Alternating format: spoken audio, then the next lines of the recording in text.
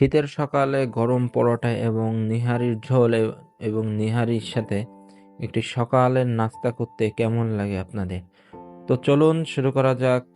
কোথায় পাওয়া যাবে গরম গরম পরোটা, গরম গরম নিহারি এবং কেমন স্বাদ, দাম কত, সবকিছু জানতে ভিডিওটা শেষ পর্যন্ত দেখুন।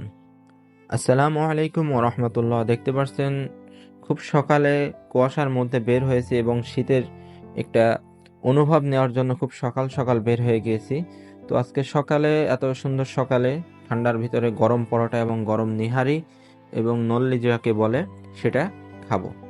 তো দেখতে পাচ্ছেন সকাল সকাল গরম পরোটা তৈরি করতেছে। তো গরম পরোটা ভাজা শেষে আমাদেরকে দিল। কয়েকজন বন্ধু ভাই মিলে চলে এসেছিলাম।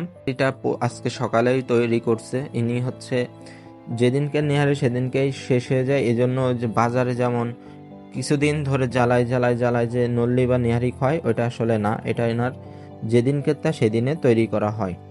তো দেখতে পাচ্ছেন ভিতরের কোয়ান্টিটি এবং কেমন সাইজ।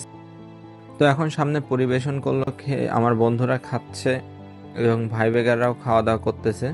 ঝোলের ঘনত্ব এবং নিহারি বা নল্লি যেটাকে বলে, এটা হচ্ছে ঠ্যাঙের প্রথম থেকে শেষ পর্যন্ত অংশ, একেবারে খুর থেকে উপরের অংশ, যার প্লেটে অনেক সময় নল্লি পড়ে, আবার অনেক সময় খুরের ওই অংশটা পড়ে। তো মোটামুটি সব অংশে ভালোভাবে ঝোল মশলা পৌঁছায়, যার কারণে মোটামুটি ভালো লাগে।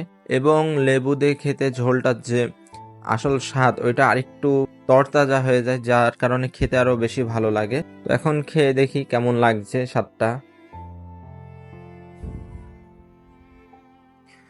তো আমার কাছে যদি রেটিং ধরা হয় তাহলে আমি 10-এর মধ্যে 7, 7.5, 8 পর্যন্ত দিব।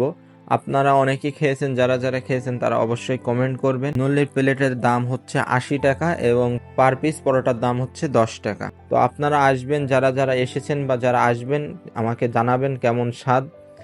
আর লোকেশনটা হচ্ছে যশোর বাইপাস থেকে ভেকুটিয়া রোডের দিকে যেতে ডান হাতে এই হোটেলটি পড়বে, মুরব্বি চাচা হোটেলটা।